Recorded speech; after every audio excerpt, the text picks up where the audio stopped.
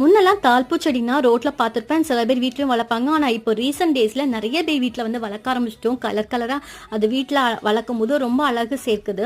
So நான் ரீசெண்டாக நானும் அதுக்கு வந்து அடிக்ட் ஆகிட்டேன். ரோட்ல எங்க தாழ்பூ செடி பார்த்தாலும் ஒரு செகண்டாச்சும் நின்று பார்த்துட்டு தான் போறேன். என்னோட கேங்கும் அதுக்கேற்ற மாதிரி தேட ஆரம்பிச்சிட்டாங்க.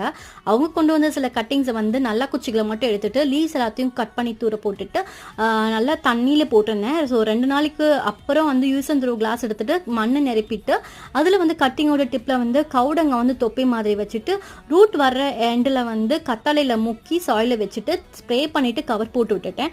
10 நாளைக்கு ஒரு தடவை ஓப்பன் பண்ணி பார்த்துட்டு ட்ரையாக இருந்தால் அகைன் வாட்டர் ஸ்ப்ரே பண்ணிட்டே வந்தேன். ஸோ 3 வாரம் கழிச்சு இப்போ கவரை வந்து ரிமூவ் பண்ணி பார்த்தா எனக்கு ரொம்ப இன்பம் இருந்துச்சு. ஏன்னா ஆல்மோஸ்ட் நிறைய குச்சிகளை வந்து துளிர்விட்டு இருந்துச்சு.